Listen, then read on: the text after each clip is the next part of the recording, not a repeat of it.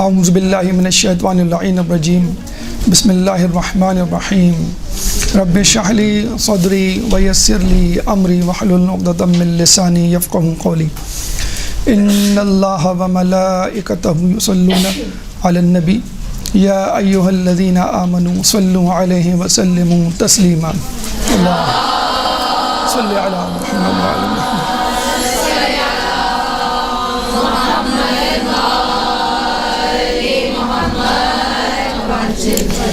ماہ رجب اپنی تمام برکتوں اور سعادتوں کے ساتھ شروع ہو چکا ہے، اور امید کرتے ہیں کہ تمام مومنین اور مومنات اپنے دامن کو پھیلائے، اپنے اپنے ظروف لیے بارگاہ خداوندی میں ملتجی ہوں گے کہ اللہ تعالیٰ اس بابرکت مہینے میں ہماری جھولیوں کو، ہمارے کشکولوں کو اپنی برکتوں سے بھر دے۔ پہلی رجب ہمارے پانچویں امام محمد باقر علیہ السلام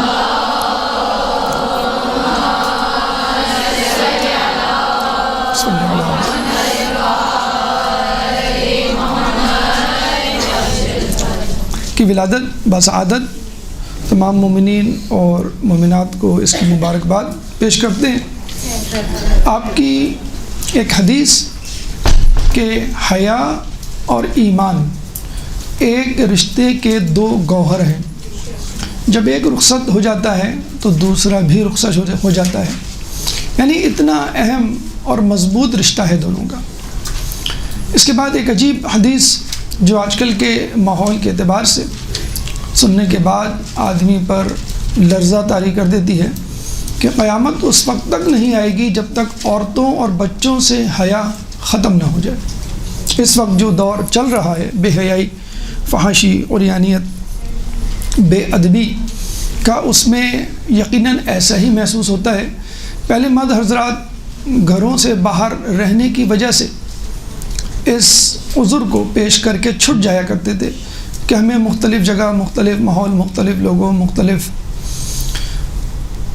ماحول میں مختلف کام کرنا پڑتا ہے، اس لیے لغزشوں کا اور غلطیوں کا امکان زیادہ ہے، یعنی دنیا گھومنی پڑتی ہے۔ تو دیکھ لیجئے انٹرنیٹ کے اس دور میں، کرونا پینڈیمک کے اس ماحول میں، اب خواتین اور بچوں کے ہاتھ میں بھی موبائل موجود ہے اور وہ پوری دنیا گھوم رہے ہیں۔ اب دونوں کے لیے گناہوں کے موارد برابر ہو گئے ہیں۔ جتنی اپارچونیٹیز مردوں کے پاس تھی، اب اتنی اپارچونیٹیز عورتوں اور بچوں کے پاس بھی ہے۔ تو ایک ہی صف میں کھڑے ہو گئے، محمود ایاز والی کیفیت ہے۔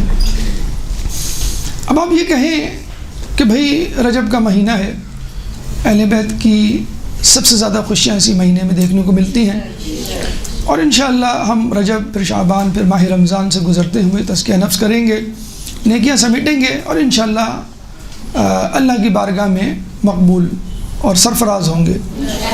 لیکن ہمیشہ یاد رکھیے کہ تزکیہ نفس کے دو مرحلے، دو پہلو ہوتے ہیں۔ آیت اللہ ابراہیم امینی نے اپنی کتاب خود سازی میں تفصیل کے ساتھ، بلکہ پوری کتاب خود سازی اور ان دو مراحل سے متعلق ہے۔ پہلا مرحلہ تخلیہ اور دوسرا مرحلہ تحلیہ۔ پہلا مرحلہ تخلیہ یعنی خالی کرنا، ایمٹی کرنا، ریموو کرنا، ایویکویٹ کرنا، نکالنا، یعنی گناہوں کو، لغزشوں کو، خطاؤں کو، بدنیتی کو، بدعقیدگی کو۔ تخلیہ خلوت سے نکلا ہے، خالی کرنے سے نکلا ہے۔ اور دوسرا مرحلہ تحلیہ یعنی حلول کرنا، انسٹل کرنا، فل کرنا، پور کرنا، بھرنا، یعنی اپنے آپ کو نیکیوں سے آراستہ کرنا۔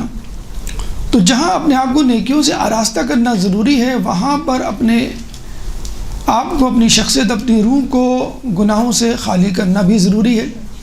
ایک شخص باہر سے آتا ہے گندگی میں، غلاظت میں، نجاست میں، پسینے میں شرابور، دھول مٹی سے اٹا ہوا، اور وہ نہایت نفیس کپڑے پہن لے، پرفیوم لگا لے، تو ہر شخص اس کو احمق کہے گا، نہ وہ زینت شمار ہوگی، بلکہ وہ زینت مزید بدبو کے بھبکے آپ کو دے گی۔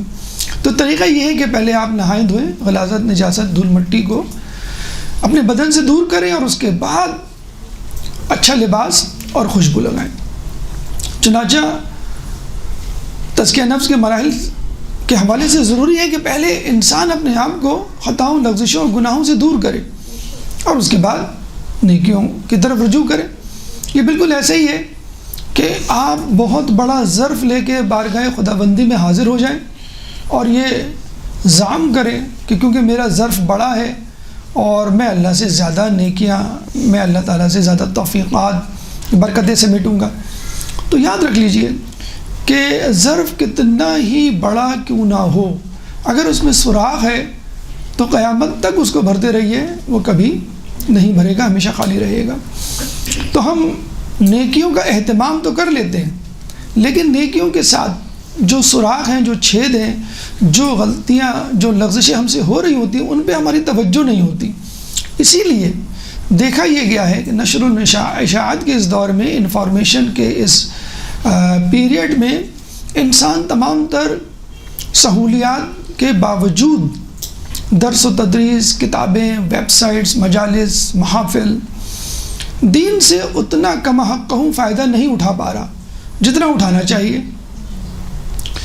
اس کی وجہ یہی ہے کہ اگر نشر و اشاعت میں دینی مواد حاصل کرنے کا مرحلہ آسان ہوا ہے تو ساتھ ساتھ شیطانی افعال اور نظریات اور عقائد بھی پھیلنے کا سامان پیدا ہوا ہے۔ چنانچہ ہمیں چاہیے کہ ہم نیکیاں کریں تو اس کے ساتھ ساتھ ان برائیوں کو بھی چھوڑتے چلے جائیں جو ہماری ان نیکیوں کو عکارت کر سکتی ہیں۔ اور آپ غور کریں تو ہر نیکی کے مقابلے میں ایک بدی موجود ہے، سچ کے مقابلے میں جھوٹ موجود ہے، حلال کمائی کے مقابلے میں حرام موجود ہے، صلح رحمی کے مقابلے میں لڑائی جھگڑا، قطع رحمی موجود ہے، عشق حقیقی کے مقابلے میں عشق مجازی موجود ہے۔ تو جو لوگ یہ کہتے ہیں کہ نمازوں میں مزہ نہیں، مجلسوں میں وہ سرور نہیں، دروس میں وہ تاثیر نہیں، وہ جھانکیں اپنے اندر کہ عشق الہی میں کون سی ایسی رکاوٹ ہے جو مجھے دور کر رہی ہے اللہ تعالیٰ سے تمام تر کوششوں کے باوجود۔ آیت اللہ بہجت سے کسی نے پوچھا کہ نماز میں دل نہیں لگتا، تو آیت اللہ بہجت نے کہا کہ دیکھو، انسان دن بھر جو دیکھتا ہے، جو سنتا ہے، جو سوچتا ہے، بس وہ نماز میں وہی کچھ سوچ رہا ہوتا ہے، اسی پہ توجہ ہوتی ہے انسان کی۔ یہ بالکل ایسا ہی ہے کہ انسان خواب میں کیا دیکھتا ہے، وہی دیکھتا ہے جو دن بھر سوچ رہا ہوتا ہے۔ دن بھر اگر اس نے کوئی حادثہ، کوئی چیز دیکھی ہو، وہ منظر خواب میں آ جاتا ہے آپ کے۔ جو اگر آپ دن بھر خدا کو ناراض کرنے کے در پہ ہوں گے تو یہ کیسے ممکن ہے کہ نماز کے دوران آپ خدا کی طرف متوجہ ہوں؟ اگر نماز سے ہٹ کر، عبادات سے ہٹ کر آپ عشق مجازی میں کھوئے ہوئے ہوں گے تو یہ کیسے ممکن ہے کہ نماز کے دوران آپ عشق حقیقی میں غرق ہو جائیں؟ چنانچہ عشق حقیقی کو پانے کے لیے عشق مجازی سے چھٹکارا حاصل کرنا ضروری ہے۔ یہاں پہ بلکہ دو اہم نقطے آپ کے گوشے گزار کر چلیں کہ اللہ تعالیٰ عشق مجازی کا انکاری نہیں ہے۔ اگر یہ عشق مجازی حدود و قیود، نکاح اور صیغے، قانون، ایک پراپر اناؤنسمنٹ دعوت کی صورت میں ہو، یعنی شادی کی صورت میں، تو اس کے لیے کہا گیا ہے النکاح سنتی فمن رغب عن سنتی فلیس منی، کہ نکاح میری سنت ہے، اور اگر کوئی اس سے جان چھڑاتا ہے، رغبت نہیں رکھتا، فلیس منی، مجھ سے تو ہے ہی نہیں، یعنی میری دربار سے، میری محفل سے نکل جائے وہ شخص۔ تو حدود و قیود، ضوابط، قانون، پراپر پروسیجر اگر ہو تو موسٹ ویلکم، اگر نہ ہو تو اس کا مطلب ہے اس کا تعلق حرام عشق سے ہے۔ دوسری اہم بات، یہ کیوں کر ممکن ہے کہ ایک انسان عشق مجازی میں مبتلا نہ ہو؟ ممکن ہی نہیں ہے۔ کیوں ممکن نہیں ہے کہ انسان اپنے جیسے انسان کے عشق میں مبتلا نہ ہو؟ کیونکہ اللہ تعالیٰ نے انسان کو ادھورا پیدا کیا ہے۔ اللہ تعالیٰ کی مخلوق، اشرف المخلوقات انسان کو ہی لے لیجئے، ورنہ تو یہ بات جانوروں اور نباتات میں بھی صادق آتی ہے، ادھورا پیدا کیا ہے۔ انسان اپنی شخصیت کو مکمل کرنے کے لیے دیوانہ وار بھاگ رہا ہوتا ہے، بچپن، لڑکپن، جوانی، بڑھاپا، کچھ نہ کچھ تلاش کر رہا ہوتا ہے۔ یہ جو ہماری حرکت ہے گھر سے نکلنے کی یا گھر میں رہ کر بھی کچھ نہ کچھ کرنے کی، یہ حرکت ہمیں بتا رہی ہے، اظہار ہے اس بات کا، ثبوت ہے اس بات کا کہ ہم کچھ تلاش کر رہے ہیں، ہم کچھ پانے کی کوشش کر رہے ہیں، ہم کسی چیز کو حاصل کرنے کی کوشش کر رہے ہیں، اپنی شخصیت کو سنوارنے کی کیوں کوشش کر رہے ہیں؟ پڑے رہے ہیں آپ ایک کونے پہ، زیادہ کھانے پینے کے لیے کچھ چیزیں مل جائیں گی بقا کے، لیکن پھر بھی آپ کوشش کرتے ہیں میں کچھ پڑھوں، میں کچھ ہنر سیکھوں، میں کسی سے ملوں اور میرا ایک حلقہ احباب ہو، وغیرہ وغیرہ۔ اس لیے کہ انسان کو اللہ نے ادھورا پیدا کیا ہے۔ اللہ کی کسی مخلوق میں یہ طاقت یا اہلیت نہیں کہ وہ اللہ کی صفات کو، جو کہ بعض اوقات متضاد صفات ہوتی ہیں، بیک وقت جذب کر سکے۔ اللہ تعالیٰ نے اس کے لیے، یعنی اس بوجھ کے لیے، دو افراد کا انتخاب کیا، مرد کا اور عورت کا۔ مرد کو اپنی جلالی صفات دی اور عورت کو اپنی جمالی صفات دی۔ جلالی صفات یعنی غلبہ، قہر، غصہ، حکومت، سزا۔ جمالی صفات یعنی محبت، ہمدردی، قربانی، خدمت۔ جلالی صفات مردوں کو دی اور جمالی صفات عورتوں کو دی۔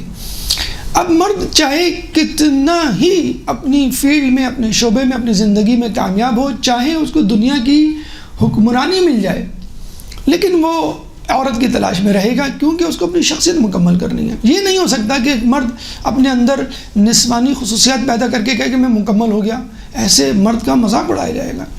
اسی طرح عورت ڈاکٹر، انجینئر، فلاسفر، وزیر اعظم بن جائے، پھر بھی وہ مکمل نہیں ہوتی، اس کے لیے ایک مرد درکار ہے۔ ایک عورت یہ نہیں کر سکتی میرے اندر مردانہ صفات پیدا ہو جائیں، چلو میں مکمل ہو گئی، اس کا مذاق اڑایا جائے گا۔ طریقہ کار ازدواج، طریقہ کار عشق مجازی، تاکہ ان دونوں کو اکٹھا کیا جا سکے۔ اگر یہ عشق نہ ہو تو دونوں کا اکٹھا رہنا ناممکن ہے۔ یہ بات، اس کی مثال کہ یہ ناگزیر کیوں ہے ملاپ یا ازدواج عشق مجازی، بہترین مثال، سب سے پہلی مثال حضرت آدم علیہ السلام کی۔ ہم زیادہ سے زیادہ کس چیز کا خواب دیکھ سکتے ہیں؟ جنت کا۔ لیکن جنت ملنے کے باوجود ابراہیم اداس رہتے تھے۔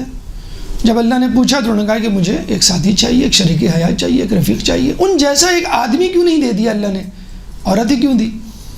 تو معلوم تھا کہ آدم کی جو صفات ہیں وہ ایک درجے پہ جا کے رک جائیں گی اور باقی صفات کی تکمیل، تلافی ایک عورت کرے گی۔ اسی طرح عورت کے لیے بھی ہے۔ ایک عورت کو بھرا پورا گھر دے دیا جائے، سب کچھ دے جائے، عورت کے ساتھ مرد نہ ہو تو اس کی شخصیت ادھوری ہے۔ لیکن مسئلہ کیا ہے؟ اچھا یہ بھی اتفاق دیکھیے کہ کائنات میں پہلا رشتہ میاں بیوی کا، اور جنت میں آخری رشتہ بھی میاں بیوی کا۔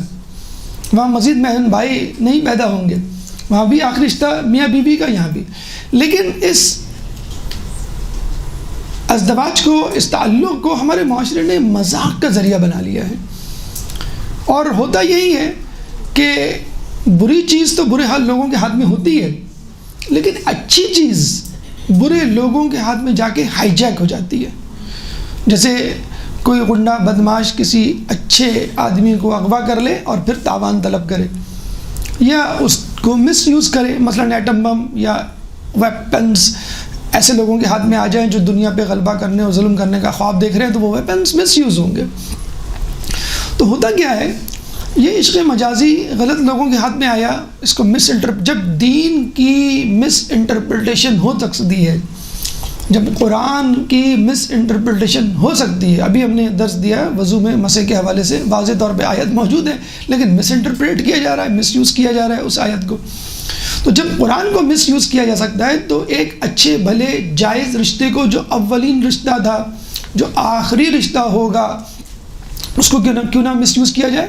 اور جو ناگزیر ہے، مینڈیٹری ہے، کوئی یہ نہیں کہہ سکتا کہ مجھے عورت کی ضرورت نہیں، کوئی یہ نہیں کہہ سکتی مجھے مرد کی ضرورت نہیں، اس کو بھی مس یوز چنانچہ لوگوں نے مس یوز کیا۔ اتفاق کی بات یہ ہے جب ہم یہ موضوع آپ کے سامنے پیش کر رہے ہیں، یعنی موضوع ہے عشق حقیقی اور عشق مجازی. ویلنٹائن ڈے بھی ہے اور 5ویں امام کی ولادت بھی ہے، لیکن آپ نے دیکھا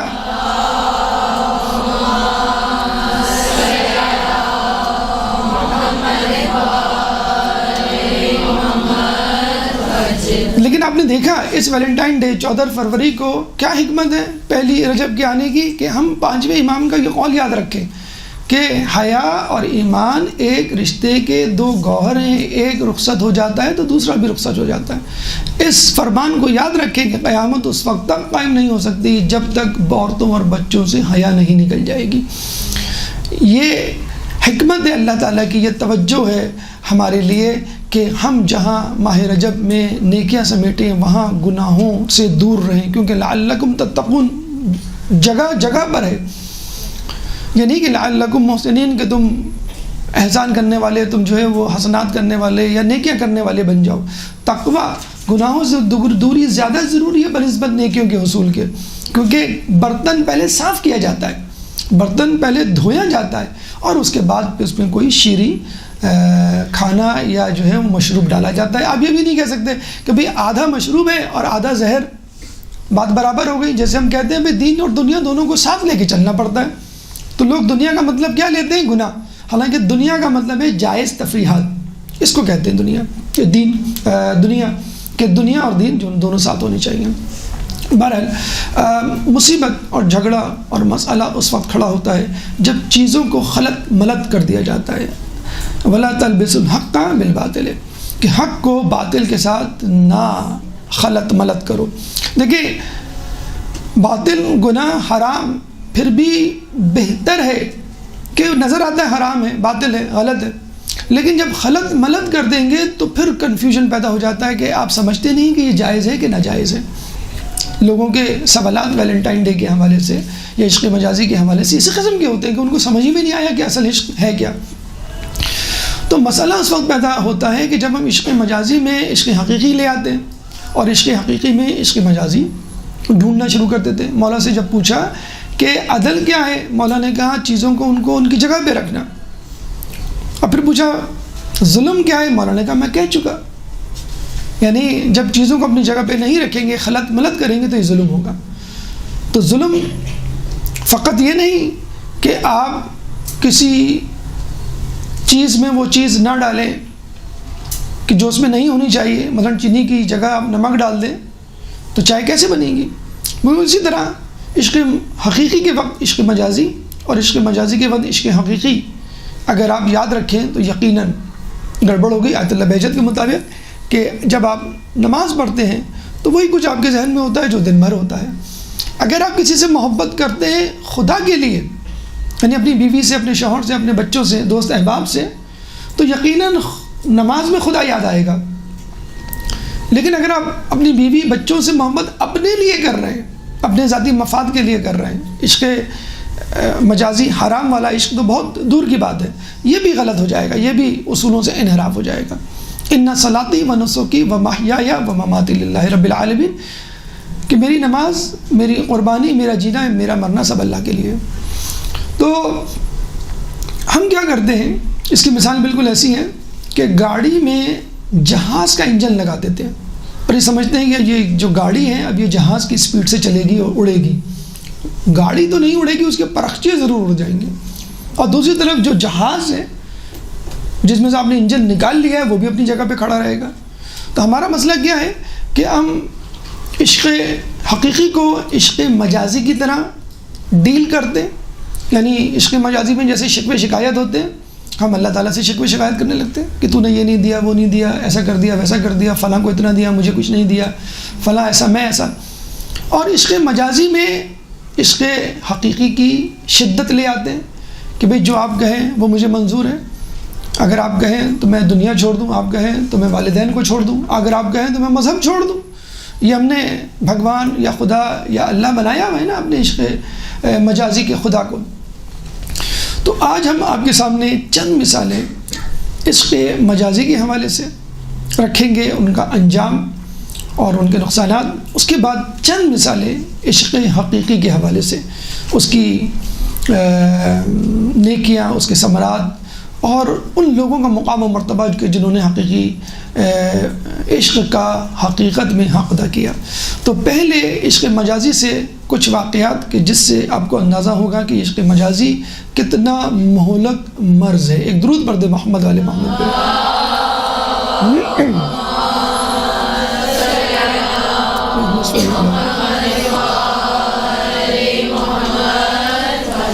دیکھیے، جب انسان عشق مجازی میں مبتلا ہوتا ہے اور اس عشق کو عشق حقیقی پہ فوقیت دیتا ہے تو پھر وہ خدا کو بھی بھول جاتا ہے، اپنا مذہب، اپنا عقیدہ بھی چھوڑ بیٹھتا ہے۔ ایک مؤذن نوجوان کی حکایت ہمیں کتابوں میں ملتی ہے کہ وہ کسی جگہ مسجد میں اذان دیا کرتا تھا۔ پہلے زمانے میں مینار یا چبوترے، اونچی منڈیر نہیں ہوا کرتے تھے آج کل کی طرح نہیں کہ ہم کمرے میں بیٹھ کے اذان دیتے ہیں اور پورے شہر میں سنی جا سکتی ہے۔ اس زمانے میں اسپیکر نہیں تھے تو کسی منڈیر پہ، کسی مینارے پہ چڑھ کے اذان دی جاتی تھی۔ اب وہ نوجوان تھا، متقی پرہیزگار تھا، نمازی تو تھا ہی، بلکہ نماز پڑھنے کے لیے لوگوں کو بلایا کرتا تھا اور بہت مشہور تھا اس کا تقویٰ اور اس کی عزت تمام شہر میں۔ کچھ عرصے بعد اس مسجد کے پڑوس میں ایک وسیع و عریض صحن والے گھر میں ایک پارسی خاندان منتقل ہوا، بہت مشہور اور بہت ہی امیر شخص اپنی فیملی کے ساتھ۔ اس کی ایک خوبصورت نوجوان لڑکی بھی تھی۔ اب وہ اس لڑکی کی عادت تھی، جیسے ہمارے یہاں شہروں میں ٹیرس میں، صحن میں بچیاں آ کے بیٹھ جاتی ہیں، وہ لڑکی آ کے بیٹھ جایا کرتی تھی۔ اب یہ نوجوان جب عصر کی اذان دینے جایا کرتا تھا تو اس کی نظر صحن میں پڑتی، صحن میں بیٹھی ہوئی پارسی کی خوبصورت لڑکی پہ، اور وہ نہ چاہتے ہوئے بھی اس کے عشق میں گرفتار ہو گیا۔ اس نے ایک دن ہمت کی اور یہ سوچا کہ مجھے اب اپنے عشق کا اظہار کر دینا چاہیے اور اس کے باپ سے اس کی بات کرنی چاہیے۔ اس کے آگے پیچھے کوئی تھا نہیں، وہ خود ہی چلا گیا، پارسی کے گھر پہ جا کے دستک دی۔ اس پارسی شخص نے دروازہ کھولا تو اس نے مدعا بیان کیا کہ میں آپ کی بیٹی سے شادی کرنا چاہتا ہوں۔ اب اس طرح اس انداز سے کوئی رشتہ لے کر آئے تو یقیناً باپ تو چراغ باں ہوگا۔ اس سے پہلے کہ وہ غصے میں آتا اور شدت جذبات میں کچھ کر بیٹھتا، اس نے کہا کہ اگر میں لڑوں گا تو 4 لوگ جمع ہوں گے، پورا محلہ مسلمانوں کا ہے اور میرا ساتھ کوئی بھی نہیں دے گا، اور لڑکی کے باپ ہونے کے ناطے رسوائی میری ہوگی۔ چنانچہ اس نے اپنے غصے پہ ضبط کیا اور یہ کہا کہ میں تمہیں سوچ کے بتاؤں گا۔ اور وہ خاموش ہو گیا۔ پورے علاقے میں، پورے محلے میں ایک ہی پارسی۔ اس نے ان دنوں جو ہے وہ اپنے رشتہ داروں کو، دوست احباب کو اور حتیٰ کہ اپنے پارسی علماء کو بھی جمع کیا کہ بھئی میرے ساتھ یہ مسئلہ ہو گیا ہے، اس طرح کا لڑکا ہے اور یہ اگر میں نے کچھ کیا تو میری بدنامی بھی ہو سکتی ہے، اور یہ تو روزانہ یہاں پر آ کے منڈیر پہ اذان دیتا ہے، یہ بھی میرے لیے ایک سہانے روح ہے۔ تو اس لوگوں نے مختلف آرا دی۔ پارسی عالم نے کھڑے ہو کے یہ کہا کہ میرے خیال میں آپ کو حامی بھر دینی چاہیے، اور حامی بھر دینے کے لیے آپ کو ایک شرط رکھنی چاہیے کہ اگر تم پارسی ہو جاؤ تو میں اس لڑکی کی شادی تم سے کر دوں۔ تو اس نے کہا کہ یہ کیسے ہو سکتا ہے اور وہ کیسے پارسی ہو جائے گا؟ کہ اگر پارسی نہیں ہوا تو تمہاری جان چھوٹ جائے گی، اس کا مطلب پکا مسلمان ہوگا، اور اگر پارسی ہو گیا تو ہمارا پارسی مذہب اس محلے میں پھیل جائے گا کہ لوگ کہیں گے اتنا بڑا متقی پرہیزگار مؤذن نمازی پارسی ہو گیا تو یقیناً پارسی مذہب میں کچھ ہوگا۔ جیسے ہوتا ہے جب بھی کوئی بڑا شخص کوئی مذہب اختیار کرتا تو لوگوں کی توجہ اس طرف ہو جاتی ہے۔ علامہ اقبال، امام غزالی، آئنسٹائن جیسے لوگوں کا تشیع قبول کرنا کیوں ابھی تک راز ہے، اور اگر ان سے قبول کر لیا تو ہمارا مذہب پھیل جائے گا۔ اب یہ کہہ کہ یہ لوگ چلے جاتے ہیں۔ اب وہ لڑکا دوبارہ حاضر ہوتا ہے۔ اب یہ پارسی اس سے کہتا ہے کہ اگر تم پارسی مذہب قبول کر لو تو میں، اچھا اس کے ذہن میں یہ تھا کہ یہ انکار کر دے گا۔ اس لڑکے نے کہا میں سوچ کے بتاؤں گا۔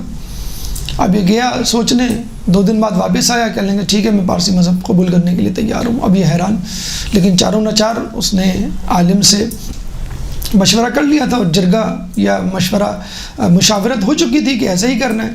چنانچہ اس نے کہا کہ ٹھیک ہے تم فلاں دن عصر کی نماز کے بعد آ جانا، مغرب سے پہلے ہم تمہارا یہاں پہ نکاح کر دے گا، جو بھی رسم وغیرہ ہوتی ہے۔ اب یہ لڑکا گیا اور اس دن کا انتظار کرنے لگا، عصر کی اذان دی اور وہ آخری اذان اس کی تھی۔ اذان دینے کے بعد اس نے تہیہ کر لیا، نیت کر لی کہ اب میں مذہب اسلام چھوڑ رہا ہوں اور پارسی مذہب قبول کر رہا ہوں۔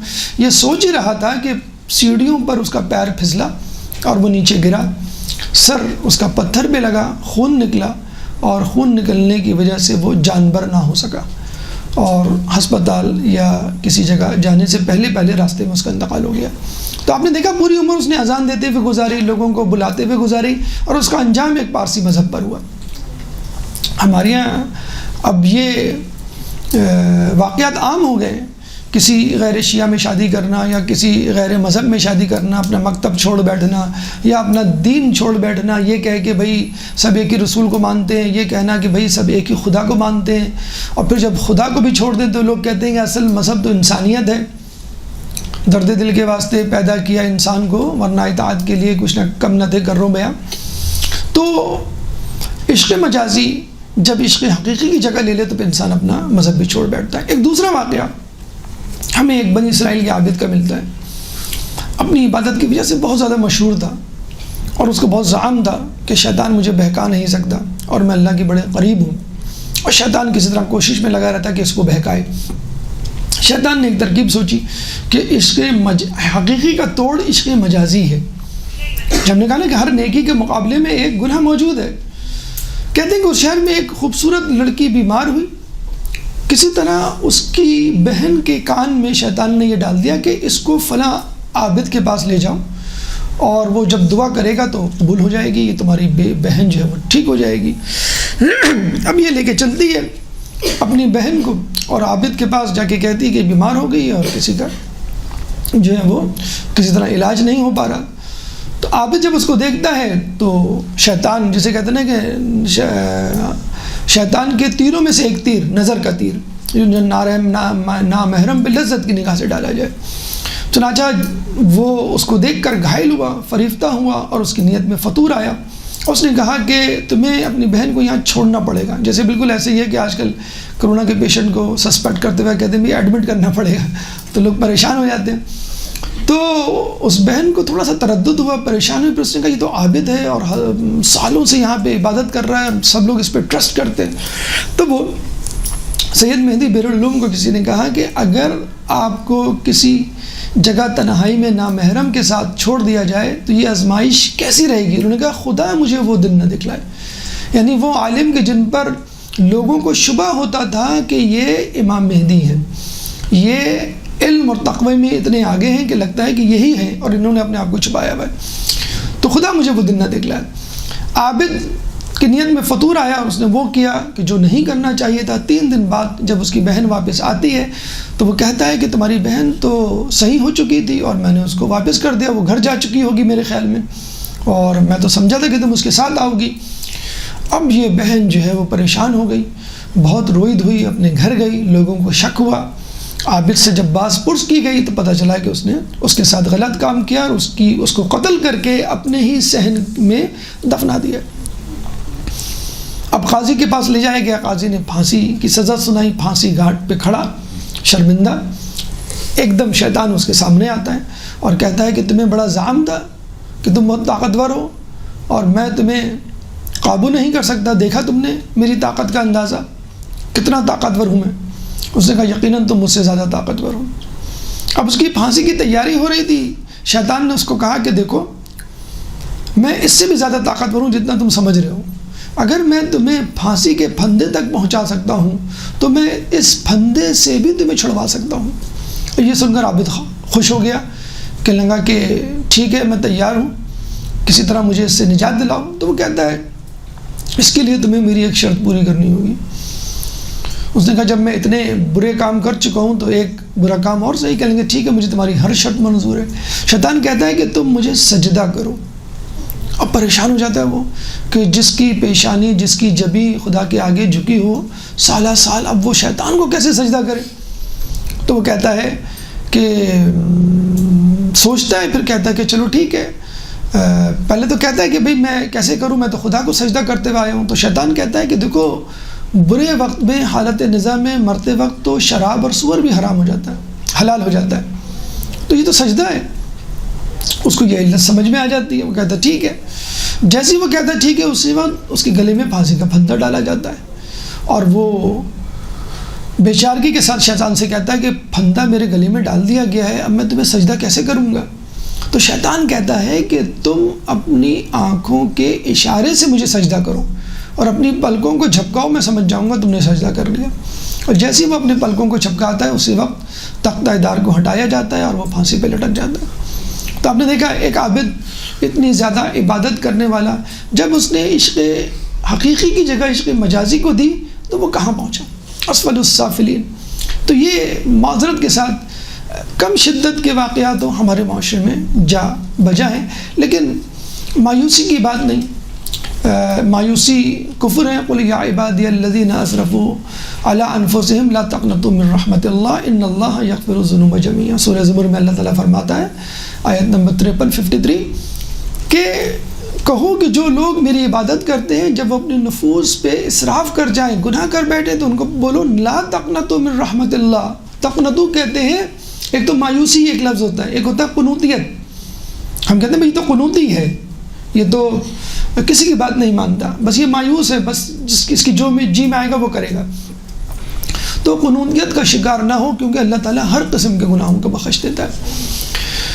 تو اب مایوسی سے نکل کر ان لوگوں کے واقعات یا حکایتیں پڑھیں کہ جنہوں نے اپنی زندگی کو اللہ کی راہ میں گزاری اور عشق حقیقی کا حقیقت میں حق ادا کیا۔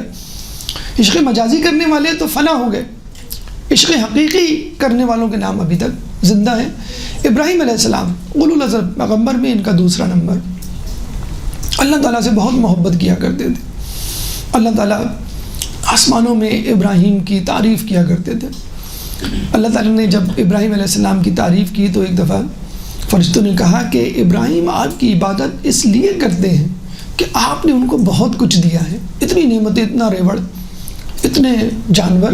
جو اس زمانے میں اصل پراپرٹی ریوڑ جانور ہوا کرتے تھے، ان کے جانوروں پر جو محافظ جانور تھے یعنی بھیڑیے وہ 400 تھے۔ تو آپ اندازہ لگا لیجیے ان کے ریوڑ میں کتنے، گلے میں کتنے جانور ہوں گے، ہزاروں۔ تو چونکہ آپ نے ابراہیم علیہ السلام کو نعمتیں دی ہیں، اس لیے اللہ تعالیٰ آپ کو وہ آپ سے محبت کرتے ہیں۔ اللہ نے کہا کہ تم چاہو تو ابراہیم کو آزما سکتے ہو۔ اب جبرائیل علیہ السلام بصورت انسان صحرا میں جاتے ہیں جہاں پہ ابراہیم علیہ السلام اپنے جانوروں کو چرا رہے ہوتے ہیں۔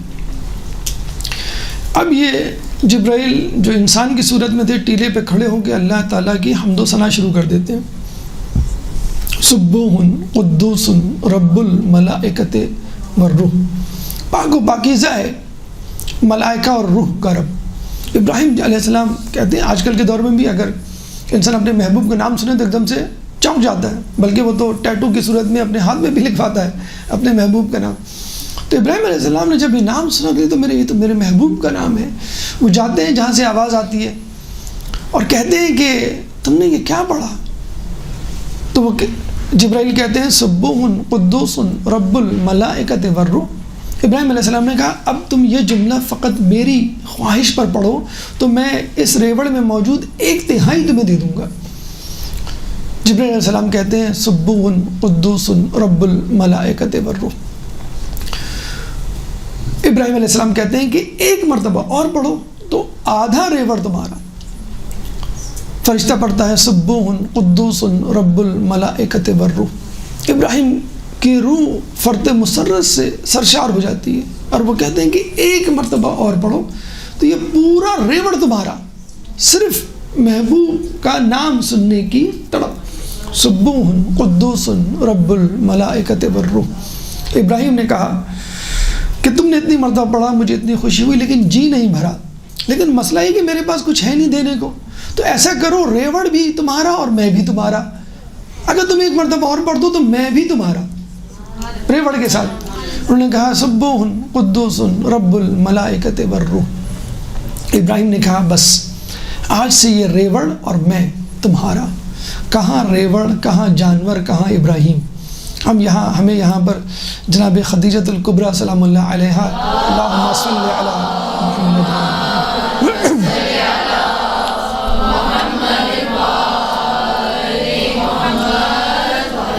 کہ وہ محبت یاد آتی ہے کہ جس کے لیے انہوں نے ورقہ بن نوفل کو بیت اللہ میں بھیجا اور کہا کہ جا کر اعلان کیجئے کہ میری دولت، میرا مال، میرے غلام، میری کنیز، میرے جانور، سونا چاندی سب آپ کا اور میں بھی آپ کی.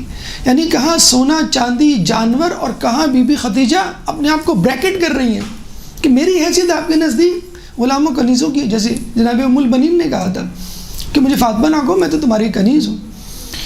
تو اپنے آپ کو خس و خاشاک جانوروں کے ساتھ ملا کر اپنے عاشق کے حوالے کر دینا، یہ ہے اصل عشق. ابراہیم علیہ السلام کہتے ہیں کہ اب میں اور میرا ریوڑ تمہارا. تو جبریل کہتے ہیں کہ ابراہیم علیہ السلام آپ کو مبارک ہو کہ آپ نے اللہ تعالیٰ کے امتحان پہ پورا اتر کر ہم فرشتوں کے نظریے کو غلط ثابت کر دیا. تو یہ ہے وہ سبوح قدوس رب الملائکۃ والروح. کہتے ہیں کہ یہ وہی ورد تھا کہ جب ہمارے ساتویں امام موسیٰ کاظم علیہ السلام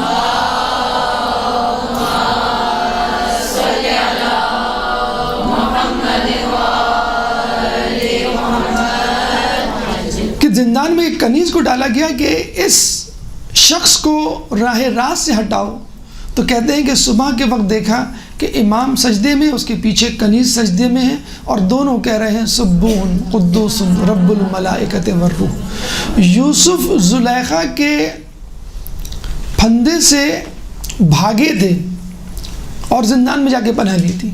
تو جو عورت کے پھندے سے بھاگے اور زندان میں پناہ لے وہ یوسف ہوتا ہے، اور جو خود عورت کو سبوح قدوس کہنے پہ مجبور کر دے وہ امام ہوتا ہے. تو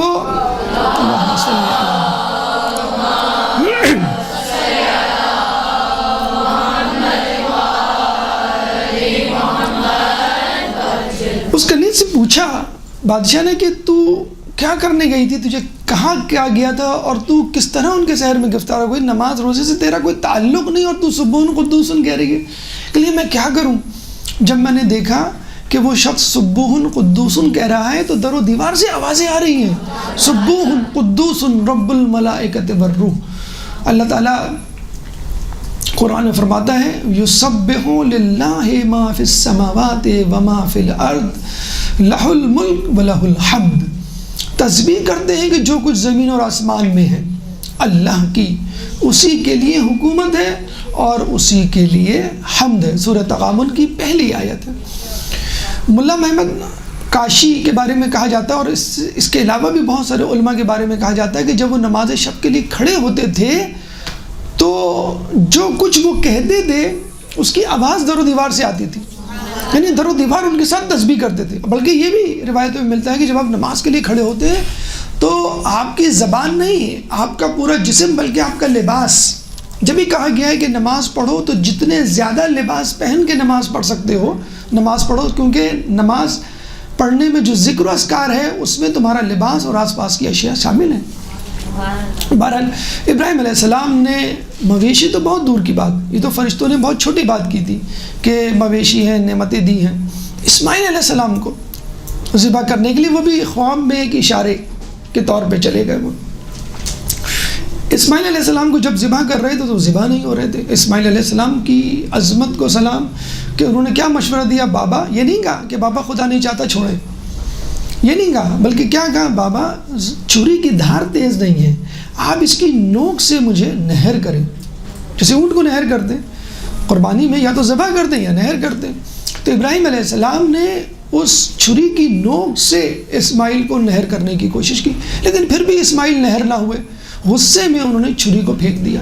چھری سے اب غصے میں انہوں نے کہا کہ تو ذبح کیوں نہیں کرتی میرے اسماعیل کو. تو چھری سے آواز آئی کہ خلیل کہہ رہا ہے کاٹو اور جلیل کہہ رہا ہے کہ نہ کاٹو، تو میں جلیل کی آواز سنوں گی. ابراہیم علیہ السلام جب اپنی آخری عمر میں آخری وقت میں پہنچے تو اسرائیل علیہ السلام ان کی روح کو قبض کرنے کے لیے آئے. تو ابراہیم نے کہا کہ کس لیے آئے ہو؟ تو اسرائیل نے کہا آپ کی روح قبض کرنے کے لیے آیا ہوں. تو ابراہیم علیہ السلام نے کہا ارأیت خلیلا یموت خلیلا، کیا تم نے کوئی ایسا محبوب دیکھا ہے کہ جو کسی محبوب کی جان لے؟ اب یہ اسرائیل سن کر واپس چلے گئے اللہ کے پاس، اور اللہ نے کہا کہ جاؤ ابراہیم کو کہو حل رأیت حبیبا یکرہ لقاء حبیبا، کہ کیا تم نے کوئی ایسا حبیب دیکھا ہے جو حبیب سے ملاقات کے لیے کراہیت کا اظہار کرے؟ ابراہیم نے کہا ہاں اگر ایسا ہے تو آؤ میری روح قبض کر لو۔ جب بی بی سیدہ سلام اللہ علیہا نے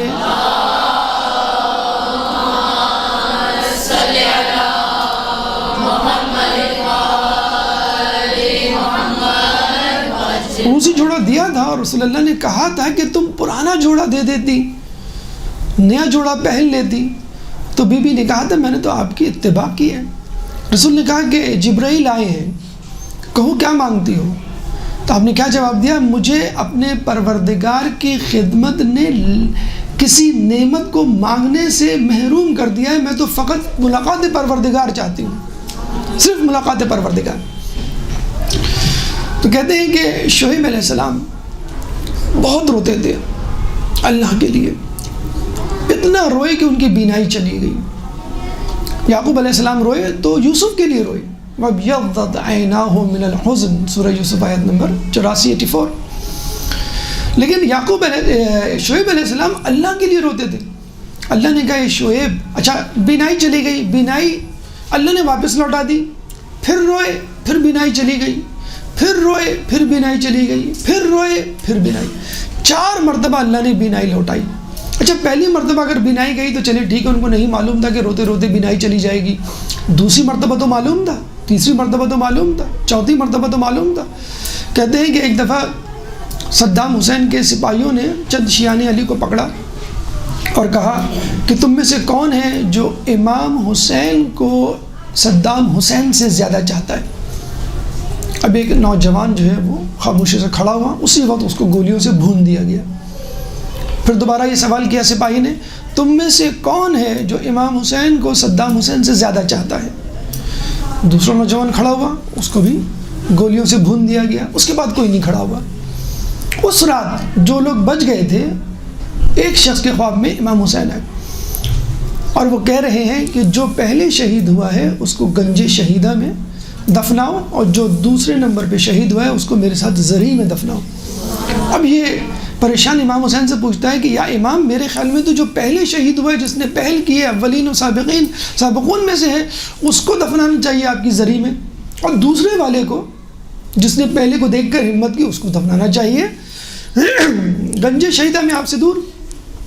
تو امام نے کہا پہلے والے کو یقین نہیں تھا کہ میں مارا جاؤں گا، شاید مارا جاؤں، شاید نہ مارا جاؤں، چاہے زندان میں ڈال دیا جاؤں، چاہے زد و کوب کر کے چھوڑ دیا جاؤں، لیکن دوسرے والے کو یقین تھا کہ میں امام کا نام لوں گا تو مارا جاؤں گا۔ تو یہاں شعیب علیہ السلام کو دوسری مرتبہ تو یقین تھا کہ میری بینائی چلی جائے گی، تیسری مرتبہ، چوتھی مرتبہ۔ ابو بصیر نے ایک دفعہ امام سے کہا کہ امام میں نابینا ہوں، میری بینائی اگر آ جائے تو۔ امام نے ہاتھ پھیرا، بینائی آ گئی۔ ابو بصیر خوش۔ امام نے کہا اب تم پر جنت واجب نہ رہی۔ ابو بصیر نے کہا میں نہیں چاہتا ایسی آنکھیں جس سے میری جنت میری آنکھوں سے چلی جائے، ہاتھوں سے چلی جائے، آپ میری بینائی واپس لے لیں۔ امام نے ہاتھ پھیرا، بینائی واپس چلی گئی۔ یہ ہے جنت کے طلبگار۔ تو شعیب علیہ السلام سے کہا اللہ نے، اے شعیب اب بس کر، 4 مرتبہ بینائی تیری میں واپس کر چکا ہوں، اگر تو جہنم کے خوف سے رو رہا ہے تو جہنم کی آگ تجھ پر حرام کر دی میں نے، اور اگر تو جنت کے شوق میں رو رہا ہے تو جنت تجھ پر واجب کر دی۔ تو شعیب نے کہا میں نہ جہنم کے خوف سے رو رہا ہوں، نہ جنت کی لالچ میں رو رہا ہوں، میں تو تیری جدائی میں رو رہا ہوں۔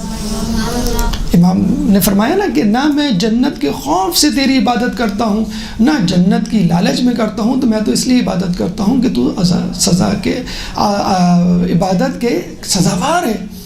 تو شعیب نے کیا کہا میں تو تیری جدائی میں رو رہا ہوں۔ مولا فرماتے ہیں صبر تو علی عذابک کیف اصبر علی فراقک، اے اللہ میں تیرے عذاب پر صبر کر لوں گا، تیری جدائی پہ کیسے صبر کروں گا کہ تو مجھ سے ناراض ہے۔ اس لیے تو جتنی بڑی سزا دے میں قبول ہے، تیار ہوں میں، جہنم میں جلنے کے لیے بھی تیار ہوں، لیکن تم مجھ سے ناراض نہ ہو، بس یہ ہے اصل حقیقی عشق۔ تو شعیب نے کہا کہ اے اللہ، میں تو تیری جدائی میں رو رہا ہوں، بس تجھ سے ملاقات کا خواہ ہوں۔ تو اللہ نے کہا کہ ابھی تو ملاقات کا وقت نہیں۔ تو شعیب نے کہا کہ ٹھیک ہے، پھر تو ملاقات کے وقت تک کسی ایسے شخص کو مجھ سے ملا دے جو میری طرح تیرا عاشق ہو۔ قیس جنگل میں اکیلا ہے، مجھے جانے دو، خوب گزرے گی جو بل بیٹھیں گے دیوانے دو۔ اللہ نے کہا میں تمہیں ایک ایسے دیوانے سے، ایسے عاشق سے ملاؤں گا جو تمہاری طرح میرا دیوانہ ہے، اور ملاؤں گا نہیں، اس کو تمہارا خدمت گزار بناؤں گا، تمہارا نوکر بنے گا، یعنی تمہارا عشق اس سے زیادہ ہے۔ تو پھر کہتے ہیں کہ موسیٰ علیہ السلام مصر سے مدین پہنچے، 10 سال شعیب علیہ السلام کی خدمت کی، ان کی استادی میں رہے، غلاموں کی طرح رہے۔ جب وہ کھانا کھاتے تھے تو روٹی پکڑ کے کھڑے رہتے تھے، اور روٹی کا نوالا توڑ توڑ کے ان کے ہاتھ میں رکھتے تھے۔ اس طرح کی غلامی کی، ان کے بھیڑ بکریوں کی گلہ بانی کی، گڈریے بنے، ان کے یہاں ملازمت کی باقاعدہ۔ پھر انہوں نے اپنی بیٹی کی شادی ان سے کی، اور جب وہ واپس گئے اسی سفر میں اللہ تعالیٰ نے کوہ طور پہ بلایا کہ آؤ ہماری تمہاری ملاقات ہے، دا گریٹ رینڈیزورس، ایک اپوائنٹمنٹ ہے جس میں میں تمہیں اپنا دیدار کراؤں گا۔ اقبال فرماتے ہیں اگر شعیب جیسا آئے میسر، شبانہ سے کلیمی 2 قدم ہے۔ ہم سمجھ رہے ہیں کہ 10 سال گزارے، موسیٰ علیہ السلام کے لیے 2 سال تھے، اتنا بہترین استاد۔ لیکن یہ یاد رکھیے کہ کبھی استاد کی یک طرفہ محنت کی وجہ سے شاگرد مکمل طور پہ کامیاب نہیں ہوتا، اس میں شاگرد میں بھی کوئی خوبی ہوتی ہے۔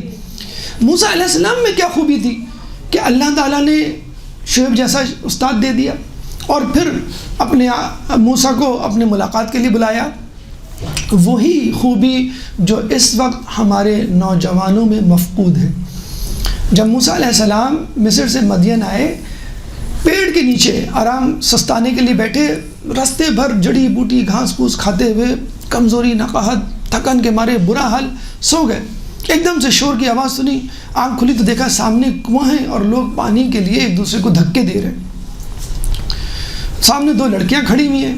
موسیٰ علیہ السلام نے جب دیکھا تو ان لڑکیوں کے پاس گئے، کہنے لگے کیا معاملہ ہے؟ کہنے لگے یہ لوگ ہیں، یہ پانی بھر رہے ہیں، ہم انتظار کر رہے ہیں، اور ہمارے گھر میں کوئی مرد نہیں ہے، ایک بوڑھا باپ ہے، اس لیے ہمیں مجبوراً خود آنا پڑتا ہے پانی کے لیے۔